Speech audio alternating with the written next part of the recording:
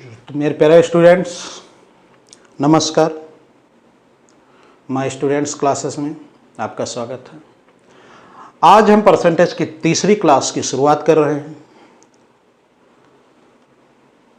आज सबसे पहले आप एक क्वेश्चन देखिए, उसके माध्यम से हम आपको बहुत कुछ समझाने का प्रयास करेंगे।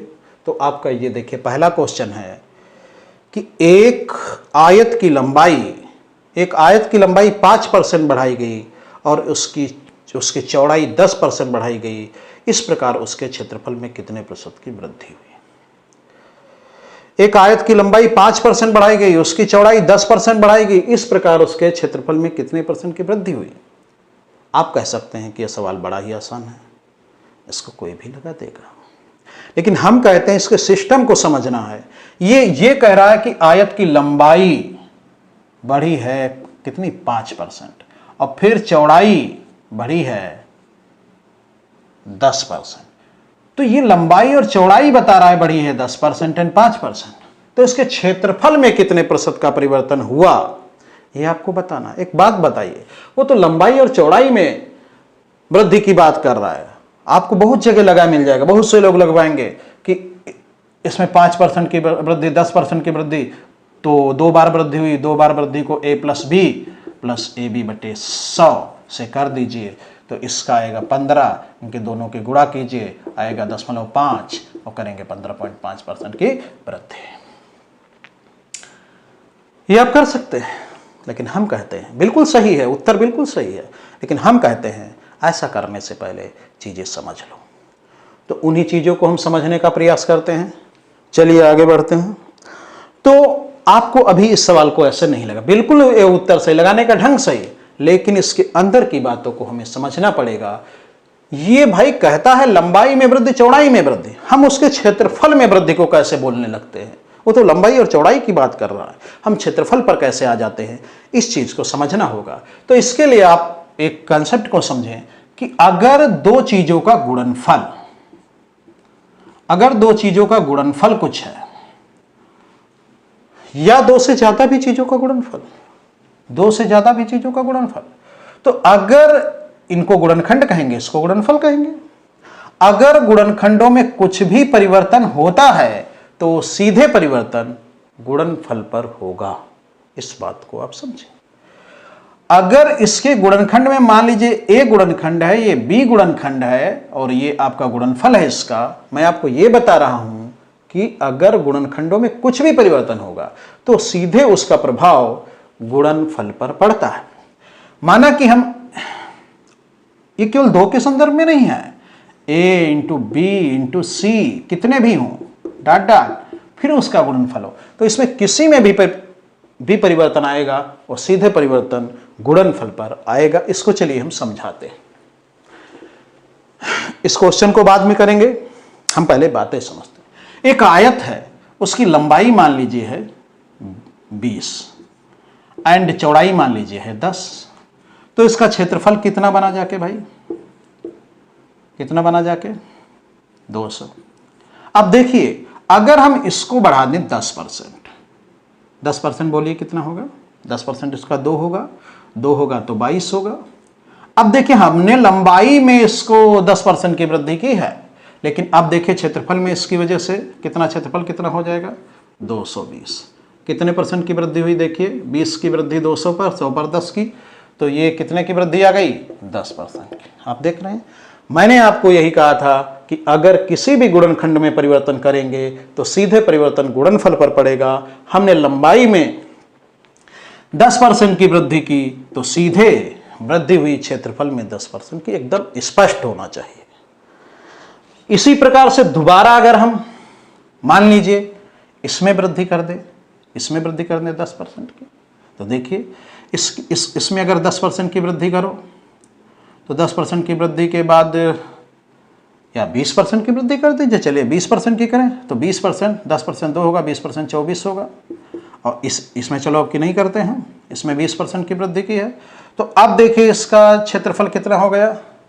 22 की 24 से गुणा कीजिए, 24 दूनी 48, 24 दूनी 48 4 52, ऐसा ना? ओ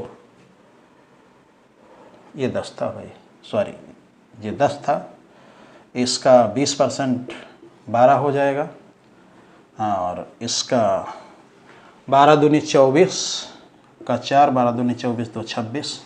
अब देखिए इसमें कितने, इसमें 20% की हमने वृद्धि की है, इसमें देखिए 220 पर कितने की वृद्धि, 20, 64, 44 की वृद्धि। अब इसको प्रतिशत में चेंज करते हैं, 220 पर वृद्धि 44 की, तो प्रतिशत में निकालिए तो 22 दूनी 22 से कम 10 10,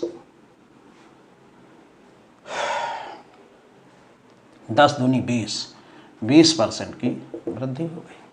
आपने क्या देखा, आपने क्या समझा? आपने ये समझा कि जब भी हम गुणनखंड के किसी भी गुणनखंड में परिवर्तन करेंगे तो वो सीधे परिवर्तन पड़ेगा गुणनफल पर। फिर दोबारा इसमें मैंने किया तब भी देखो 20% किया तो 20%। तो ये आपको इसमें कुछ जटिल नहीं है, बड़ा ही आसान है।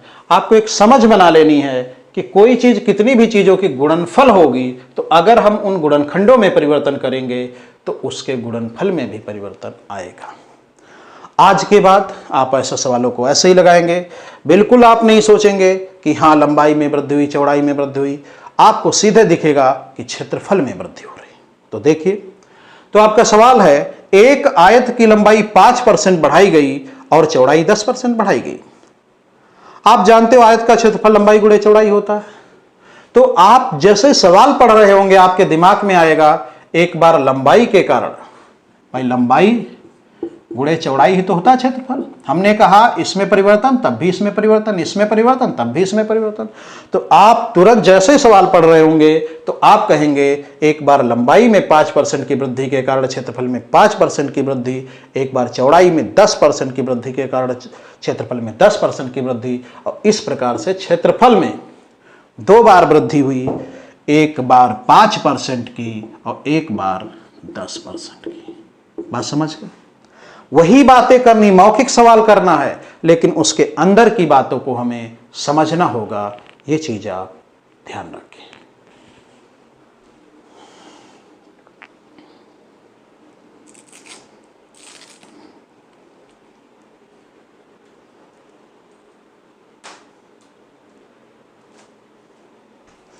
इस बात को आपको समझना होगा। तो एक बार क्षेत्रफल में 5% की वृद्धि, एक बार 10% की, बिल्कुल आप ऐसे कर सकते हैं। तो 2 बार वृद्धि a plus B plus A B बटे 100, तो ये क्या हुआ, ये हुआ 15, और दोनों की गुणा बटे 100, 0 0 कटा, 0.5 आया, तो 15.5% की वृद्धि हो गए।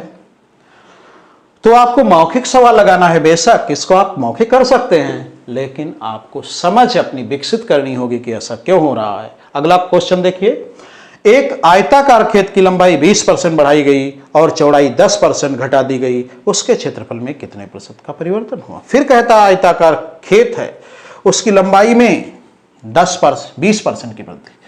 तो आयत का क्षेत्रफल लंबाई गुणे चौड़ाई बराबर होता है, तो इसमें वृद्धि कितनी, 20% की, इसको घटाया गया 10%, इस प्रकार से क्षेत्रफल में कितना परिवर्तन हुआ।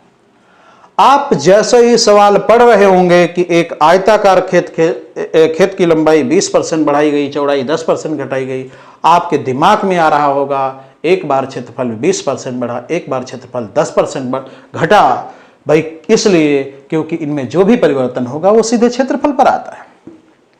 तो आप जैसे सवाल पढ़ रहे होंगे, कुछ नहीं आपको लिखना पड़ेगा, आपके मन में आएगा कि एक बार वृद्धि क्षेत्रफल में हो रही 20% की और एक बार घटत हो रही है 10% की। a plus B plus A B बटे 100 से निकाल देंगे इसे, इसको करेंगे 10 आएगा, इसको करेंगे दोनों बटे 100, इसका मान निकालेंगे तो इतने बटे 100, 0 0 कटा, माइनस का 2 आया, 8% की वृद्धि, प्लस में है तो 8% की वृद्धि। बात समझ गए? बड़ा ही आसान है, आप इसको ऐसे कर सकते हैं। अगला क्वेश्चन,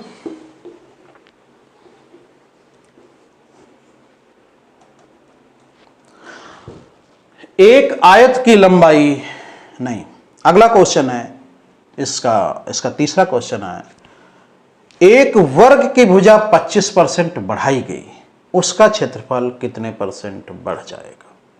अब जब वर्ग की बात होगी तो उसमें आप समझ लीजिए, जब वो वर्ग की बात करेगा तो एक ही बार कहा उसने एक वर्ग की भुजा 25% बढ़ाई गई, आप समझिए अब उसके क्षेत्रफल की बात करा, उसका क्षेत्रफल कितने परसेंट बढ़ गया।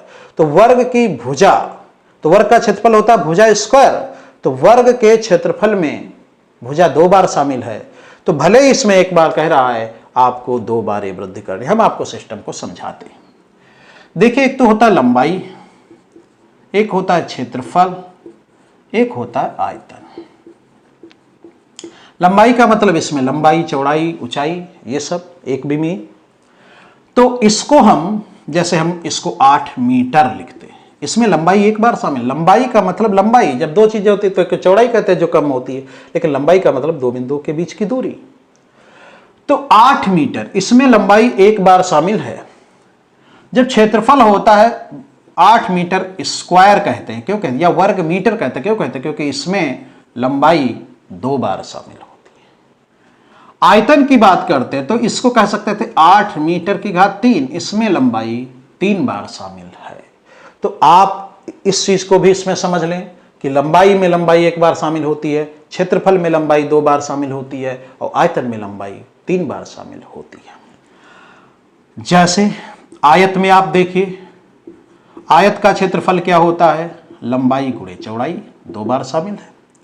वर्ग में क्या होता है, वर्ग का क्षेत्रफल क्या होता है, भुजा स्क्वायर, इसमें भुजा के ही रूप में 2 बार शामिल है।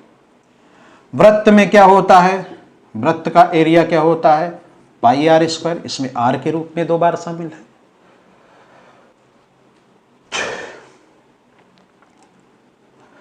घना, जैसे घन के उसका संपूर्ण पृष्ठ की बात करें तो 6a स्क्वायर, इसमें भुजा के रूप में शामिल है। तो क्षेत्रफल में लंबाई 2 बार शामिल होती है, लेकिन जब बात आएगी वर्ग की तो इसमें एक ही बार अगर भुजा बोलेगा तो वही 2 बार शामिल है क्षेत्रफल में। अगर बात आएगी वृत्त की तो इसमें भी एक बार वो रेडियस बोलेगा, लेकिन रेडियस 2 बार ही शामिल होगी वृत्त के क्षेत्रफल में, तो इसको भी हम 2 बार शामिल करेंगे। ऐसे ही ये बातें आयतन, घन में भी ऐसे चलेगा।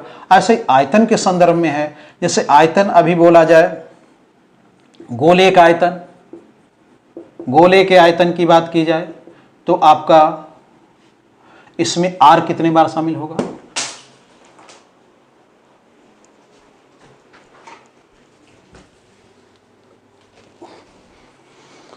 इसमें आर कितने बार शामिल होगा, इसमें आर 3 बार शामिल होगा। अगर हम बेलन के आयतन की बात करें तो इसमें आपका पाई आर स्क्वायर एच, इसमें कितने बार शामिल होगा, इसमें 4/3 होता है वो। अब इसमें 2 बार रेडियस के रूप में शामिल होगा, 1 बार ऊंचाई के रूप में शामिल होगा। तो इस प्रकार से आपको बातों को समझना है कि किसकी बात कर रहा है, और इसको बड़ी ईमानदारी से समझना है। अगर वर्ग के क्षेत्रफल की बात करें, इसको आप लिख लीजिएगा, जो भी जल्दी मिट जाता नहीं लिख पाते हैं तो उसको जब दोबारा देखिएगा तो उसको रोक के स्क्रीनशॉट ले सकते हैं या लिख सकते हैं, क्योंकि अभी रुकने में वीडियो फिर बड़ी लंबी हो जाती है। तो एक वर्ग की भुजा 25% बढ़ाएगी। आपको तो समझ है कि वर्ग के क्षेत्रफल में भुजा 2 बार शामिल होती है, तो 25% वो कहता है भुजा बढ़ाएगी, लेकिन ये 25% प्रभाव डालेगी 2 बार, क्योंकि वर्ग का क्षेत्रफल जो होता है वो भुजा स्क्वायर होता है। तो ये 2 बार इसके क्षेत्रफल पर प्रभाव डाला है, 2 बार गुणा हो रही है, तो 25% की 2 बार वृद्धि। अब 25% 2 बार वृद्धि, 2 बार वृद्धि a+b से भी आप कर सकते हैं। इसका मान आएगा 50, दोनों की गुणा बटे 100, दोनों की गुणा 25 से हम 625 को 100 से भाग करेंगे, 6.25, दोनों का जोड़ आएगा 56.25% की वृद्धि हो गया। तो इस प्रकार से आप कर देंगे, बड़ी आसानी से कर सकते हैं। अगला क्वेश्चन, तो बाकी क्वेश्चन M3 से लगा दीजिए, मौखिक लगेगा, लेकिन आपको समझ विकसित करनी, भाई इसको 2 बार करेंगे तो क्यों करेंगे, 2 बार कहां करेंगे, ये चीजें आपको समझनी है। आपका एक त्रिभुज का आधार और ऊंचाई क्रमशः 8%, 12% बढ़ाएंगे, उसके क्षेत्रफल में कितने प्रतिशत की वृद्धि होगी? क्वेश्चन देखिए, एक त्रिभुज के आधार और ऊंचाई क्रमशः, आधार कितना 8% और ऊंचाई कितनी 12% बढ़ाई गई, उसके क्षेत्रफल में कितने प्रतिशत का परिवर्तन आएगा? आप त्रिभुज के क्षेत्रफल का सूत्र भले ही आपको न याद हो, तब भी आपको यह समझ है कि क्षेत्रफल में 2 बार ही लंबाई शामिल होती है। वैसे याद क्यों नहीं होगा, लेकिन आपको यह समझ है कि क्षेत्रफल है तो क्षेत्रफल में 2 बार ही लंबाई होगी, और 2 बार आपकी लंबाई आ चुकी, तो कोई डाउट नहीं है। वैसे आपके इसका क्षेत्रफल, त्रिभुज का क्षेत्रफल होता है 1/2 आधार इंटू ऊंचाई। तो एक बार ऊंचाई के रूप में लंबाई शामिल है, एक बार आधार के रूप में शामिल है, तो ये 2 बार इसके क्षेत्रफल पर परिवर्तन डाल रही है, एक बार आधार के रूप में, एक बार ऊंचाई के रूप में। तो आपको समझना चाहिए कि उसके क्षेत्रफल में एक बार 8% की वृद्धि हो रही है, एक बार 12% की वृद्धि हो रही है। फिर आप m3 से कर दीजिए, दोनों को जोड़िए, a + b + ab/100, दोनों को जोड़िए 20 आएगा, दोनों को जोड़िए बटे 100 से भाग कीजिए, 12 × 96, 100 से भाग करेंगे 0.96, तो आएगा 20.96% की वृद्धि। इस प्रकार से आप इसको कर सकते हैं। तो त्रिभुज के क्षेत्रफल में भी लंबाई 2 बार शामिल होती है, दोनों बार आपको दे दी, तो भाई गुणा में ही होती है, तो 2 बार प्रभाव डालेगी, क्योंकि जो उसके गुणनखंडों में परिवर्तन होता है उसे वही उसके गुणनफल पर होता है। तो आप ये सब चीजें ध्यान रखेंगे तो क्वेश्चन बड़ी आसानी से हो जाएंगे। अगला क्वेश्चन है, एक वृत्त की परिधि 5% बढ़ा दी गई, उसके क्षेत्रफल में कितने प्रतिशत की वृद्धि हो जाएगी? एक वृत्त की परिधि, एक वृत्त की सरकमफ्रेंस कितनी बढ़ा दी गई? 5% बढ़ा दी गई। अब आप बताइए उसके क्षेत्रफल में कितने प्रतिशत की वृद्धि हो जाएगी? इसको थोड़ा आप इसमें समझाते हैं कि जब वृत्त की बात आती है तो वृत्त में ये सरकमफ्रेंस है, ये रेडियस होती है, ये डायमीटर होता है। तो आप समझिए कि ये भी एक लंबाई है, ये भी एक लंबाई है, ये भी एक लंबाई है। जब तीनों चीजें लंबाई हैं और ये दोनों आर पर आश्रित हैं, तो अगर कोई कहे आर में इतने की वृद्धि हो रही, तब सरकमफ्रेंस में ही उतने की वृद्धि।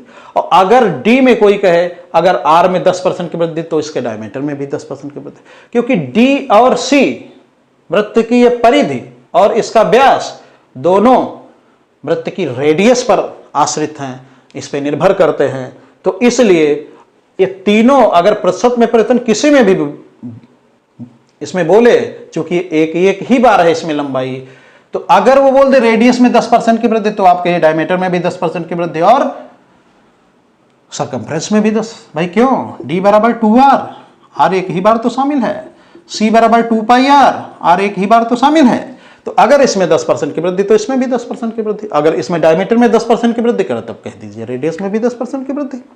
इसी प्रकार से रेडियस में 10% की वृद्धि तो सरकमफ्रेंस में 10% की वृद्धि, या सरकमफ्रेंस में 10% की वृद्धि कहे तो रेडियस में। तो इस प्रकार से आज के बाद इस डाउट को हटा दीजिए कि वो कहीं रेडियस कहता है, कहीं सरकमफ्रेंस कहता है, कहीं डायमीटर कहता है, तो वो एक ही चीज है और रेडियस की तरफ संकेत करता है। तो एक वृत्त की परिधि 5% बढ़ी, तो आप समझते हैं रेडियस, इसका मतलब रेडियस कितनी बढ़ी? रेडियस भी 5% बढ़ी। अब रेडियस जो कि वृत्त के क्षेत्रफल में 2 बार शामिल होती है, इसलिए 2 बार शामिल होगी, तो भाई 5% की वृद्धि 2 बार। और इसका जब संयुक्त प्रभाव देखेंगे तो a + b + ab/100, दोनों को जोड़ा 10 आया, दोनों की गुणा की बटे 100 आया, पच्छम 25, और इसको 100 से भाग करेंगे 0.25 आएगा 10.25% की वृद्धि। इस प्रकार से आपको बातों को समझना है, बिना समझे किसी बात को नहीं करना है। सवाल लगना अलग बात है, सवाल की समझ विकसित होना, सवाल का अनुभव होना वो एक अलग है। और आप इसी से आगे बढ़ेंगे जब आप सवाल को समझने का प्रयास करेंगे। अगला सवाल है, एक वृत्ताकार क्यारी के व्यास में 15% की वृद्धि की गई। उसने कहा व्यास में कितने 15% की वृद्धि, आप रेडियस में भी कहते हैं 15% की वृद्धि, सरकमफ्रेंस में भी 15% की वृद्धि, तो रेडियस में भी ये दिखाता है कि रेडियस में भी 15% की वृद्धि, और रेडियस में तो वृत्त के क्षेत्रफल में 15% की वृद्धि। तो उसने कहा है नहीं 15% की कमी, तो एक वृत्ताकार क्यारी के व्यास में 15% की कमी हो गई, मतलब रेडियस में भी 15% की कमी, रेडियस में भी 15% की कमी। इसका मतलब उसके क्षेत्रफल में 2 बार कमी, कितने कितने की, 15% की एंड 15% की। आपको कुछ नहीं करना, 2 बार कमी कर देनी, a plus B plus A B बटे 100, इसको किया माइनस का 30 आया, दोनों को जोड़ देंगे, 15 हम 225 बटे 100 आएगा, a माइनस का 30 आएगा, इससे भाग देंगे 2.25 आएगा, इससे घटाएंगे 30 से 2 28, यानी कि 27.75 माइनस का, मतलब ये माइनस दिखाता है 27.75% की घटत कमी। बात समझ गए? तो आपको सभी सवालों में M3 का यूज करना है, लेकिन समझना बहुत है, और जैसे ही समझ जाएंगे ये सब सवाल मौखिक करेंगे, वो भी सूत्र को रट के नहीं, समझ कर। तो अगला क्वेश्चन है, एक वृत्ताकार पार्क की त्रिज्या 10% वृद्धि की गई, उसके क्षेत्रफल में वृद्धि ज्ञात कीजिए। एक वृत्ताकार पार्क की त्रिज्या में 10% की वृद्धि की गई, उसके क्षेत्रफल में वृद्धि की, इसमें तो आपकी सीधे त्रिज्या दी है, 10% वृद्धि त्रिज्या में, क्षेत्रफल में यानी कि 2 बार वृद्धि, और 2 बार वृद्धि तो 10 10 20, और उसमें करेंगे गुणा तो आएगा उधर 21% की वृद्धि। आप कर लेंगे इसे, a plus B plus A B बटे 100 से, ये हो गया। अगला क्वेश्चन, एक ठोस गोले का व्यास, एक ठोस गोले का व्यास 20% बढ़ाया गया, उसके क्षेत्रफल में वृद्धि, पृष्ठ क्षेत्रफल में वृद्धि। अब आपका क्या है, ठोस गोले का व्यास, अब इसमें व्यास बढ़ाया गया है 20%। आप जानते हैं गोले में रेडियस से सर्वे सर्वा होती है, तो रेडियस भी 20% बढ़ेगी, और रेडियस 20% बढ़ेगी तो इसके पृष्ठ क्षेत्रफल में रेडियस 2 बार शामिल होती, 4πr² होता है, तो इसमें 2 बार शामिल होती है, यानी कि 2 बार आपका पृष्ठ क्षेत्रफल बढ़ेगा। अब इसको a plus B plus A B बटे 100 से लगाओगे तो आपका क्या आएगा, ये आएगा 40, दोनों की गुणा बटे 100, ये आएगा 4, 44% की वृद्धि। यही उत्तर। तो इस प्रकार से आप सभी क्वेश्चन को लगा लेंगे। चलिए इसको लिख लीजिए।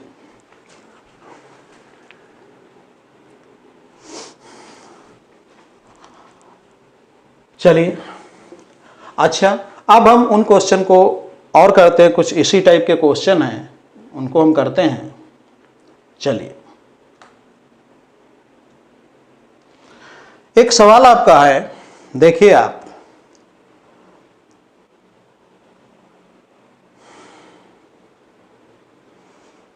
दो राशियों के गुणनफल में एक राशि 30% कम हो गई, दूसरी राशि को कितने % बढ़ाया जाए कि गुणनफल शुद्ध शुद्ध प्राप्त हो। सीधे सवाल आपके कॉन्सेप्ट से आश्रित कॉन्सेप्ट पर। दो राशियों का गुणनफल है, मान लीजिए ए और बी 2 राशियां हैं, इनका गुणनफल है, एक राशि को 30% कम किया गया, इसको 30% घटाया गया। अब कहते हैं दूसरी राशि को कितने % बढ़ाया जाए, इसको कितने % बढ़ाया जाए कि गुणनफल में कोई परिवर्तन ना आए। तो इसको आपको समझना है। तो आप समझिए, जब राशि में 30% की कमी की गई तो इसका जो गुणनफल होगा इसमें भी तो 30% की कमी होगी। दोबारा हम इसको अगर बढ़ाएंगे तो यही तो बढ़ेगा, यानी कि जो प्रभाव इसकी राशियों में होता है, जो गुणनखंडों में होता है, वो सीधे परिवर्तन गुणनफल पर होता है। तो हम सीधे काम करते हैं गुणनफल पर। तो इसमें तो हम कहेंगे सीधे गुणनफल पहले कितना था 100, एक राशि में 30% की कमी की गई तो इसमें भाई 30% कम कर दिया जाए तो 70, अब 70 से फिर कितने पर लाना है, फिर चूंकि उतना ही गुणनफल हो जाए जितना पहले था, तो गुणनफल 100 हो जाए, तो 70 से 100 पर ले जाने के लिए क्या करने पड़ेगा, हम यहां तो गुणनफल को बढ़ा रहे हैं, लेकिन अगर देखा जाए तो इसको इसके कारण ये घटा था, अब इसमें बढ़ने के कारण ये बढ़ेगा। तो भले ही हम इसमें गुणनफल को बढ़ा रहे हैं, लेकिन ये वृद्धि वास्तव में हुई है दूसरी राशि में, क्योंकि ये गुणनफल तो आश्रित है दोनों पर, परिवर्तन तो इसमें होता है, वो परिवर्तन सीधे यहां पर होता है। तो इसमें कितने की वृद्धि हुई, 30 की वृद्धि हुई 70 पर, तो इसे हम कहेंगे 30/70 इंटू 100। इतने प्रतिशत का आप इसे ऐसे कर लेना, इतने % की वृद्धि की जाए दूसरी राशि में तो गुणनफल स्थिर रहेगा। ये आपका उत्तर होगा। चलिए हम अगला सवाल लगाते हैं। अगला सवाल है खाद्य सामग्री का मूल्य। अच्छे से समझिएगा, अच्छा सवाल है, इसी पर संबंधित है, गुणनफल पर। खाद्य सामग्री का मूल्य 10% बढ़ गया, उपभोक्ता खाद्य सामग्री का प्रयोग कितने % कम कर दे कि उसका खर्च ना बढ़े। आप सोचिए, खर्च जो होता है वो दो चीजों पर आश्रित होता है, एक तो उसके मूल्य, दूसरे मात्रा। आप सोचिए, खाद्य सामग्री का मूल्य 10% बढ़ गया, तो जब मूल्य बढ़ा 10%, तो इसमें जो भी परिवर्तन होगा सीधे इस पे आएगा। तो मूल्य अगर 10% बढ़ा तो खर्च 10% बढ़ा। अब उसने कहा उसको खर्च को ना बढ़ाए, तो उसका दूसरा विकल्प क्या होगा, तो मूल्य कम हो या तो मात्रा कम हो, क्योंकि गुणनखंडों में जो परिवर्तन होगा वो इस पे होगा, ये तो आश्रित है इन पे दोनों पर। तो अब कहता है अगर मात्रा को कितने % कम कर दिया जाए तो खर्च ना बढ़े। मतलब पहले मूल्य बढ़ा तो खर्च बढ़ा, अब मात्रा घटेगी तो खर्च घटेगा, कितना खर्च रहे उतना ही रहे जितना पहले था।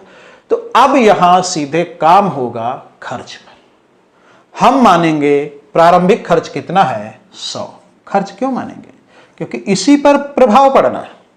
खाद्य सामग्री का मूल्य 10% बढ़ गया, जब 10% मूल्य बढ़ेगा तो वो भले मूल्य बढ़ रहा है लेकिन वो तो खर्च बढ़ेगा, और 10% की वृद्धि करोगे तो आएगा 110। अब 110 आएगा। अब इस 110 को घटा के लाना है 100 पर, क्योंकि खर्च नहीं बढ़ाना है।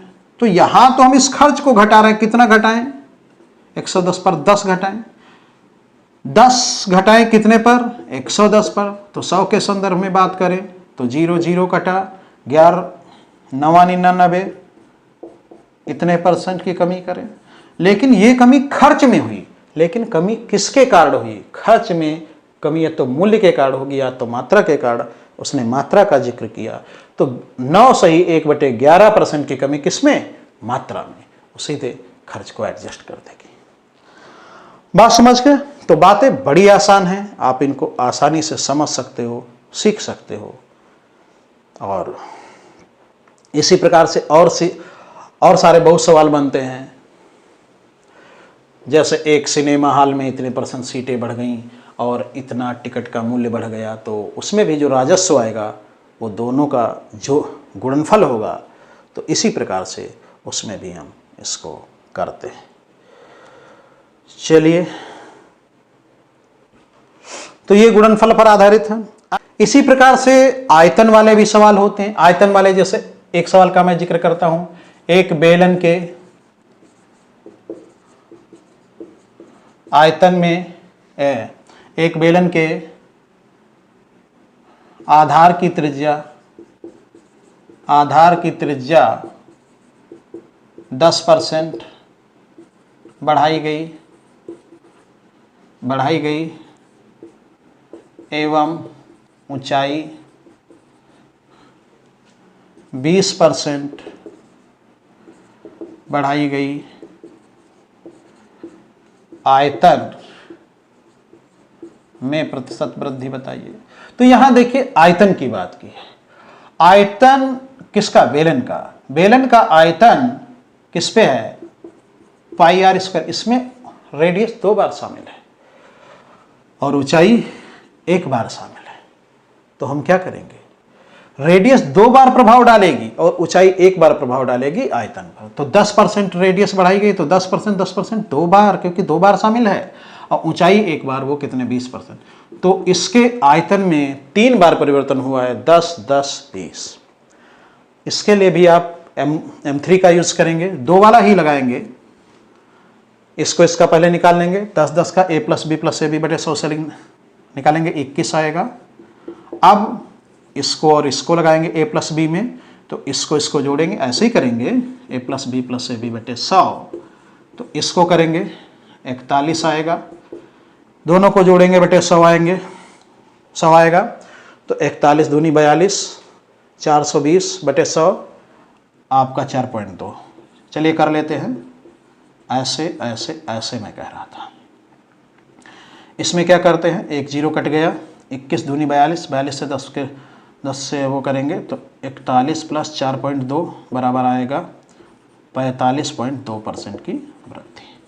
तो इस प्रकार से जब आयतन वाले होंगे उसमें 3 बार गुणनफल होता है उसमें, तो आप कर सकते हैं। एक बात और समझाते हैं, अगर वो ऐसे बोले वेलन के आधार की त्रिज्या में 10% की वृद्धि की गई, ऊंचाई में कुछ ना बोले, तो आप समझिए त्रिज्या में एक बार वृद्धि हुई है 10% की, तो यही 10% की 2 बार हो जाएगी, और कोई मतलब नहीं है, क्योंकि ऊंचाई को उसने नहीं बताया। घनाभ में इसी प्रकार से एक घनाभ की लंबाई में 10% की वृद्धि हो गई और कुछ ना बोले, तो सीधे आयतन में बोलिए 10% की। क्यों? क्योंकि घनाभ का आयतन होता है LBH। अब जिसको बोलेगा उसी को तो आप करेंगे। अगर वो बोले एक घनाभ के लंबाई में 10% की वृद्धि हो रही है और किसी का जिक्र ना करे, तो आप सिर्फ और सिर्फ 10% की वृद्धि आयतन में भी होगी। और अगर वो कहे लंबाई में 10% की और चौड़ाई में 20% की वृद्धि हुई, ऊंचाई में कुछ ना बोले, तो 2 बार वृद्धि कर देना 10% और 20% की। अगर वो बोले लंबाई में 10%, चौड़ाई में 20% और ऊंचाई में 10%, तो 3 बार करना। तो मतलब जितने बार जिसको बोले उतना करना। हाँ, ये ऐसा बेल गोले में नहीं हो सकता, क्योंकि गोले में आपके रेडियस को नहीं रोक सकते हैं, उसमें रेडियस 3 बार ही शामिल होगी। घन में आप उसको नहीं रोक पाएंगे, उसमें a 3 बार ही शामिल होगा। तो इन चीज़ों को आपको समझना है, धीरे धीरे समझते रहिए। बहुत सी चीज़ें हैं जो आपको समझनी है, सवाल तो मौखिक ही लगने हैं, लेकिन सिस्टम को समझना है। आप मेहनत कीजिए अपने भविष्य के लिए, आप बहुत आगे बढ़ सकते हैं। बस सोचने की ज़रूरत है, सपने देखिए, सोच बनाइए, सब कुछ कर सकते हैं आप। चलिए, जय हिंद, जय भारत।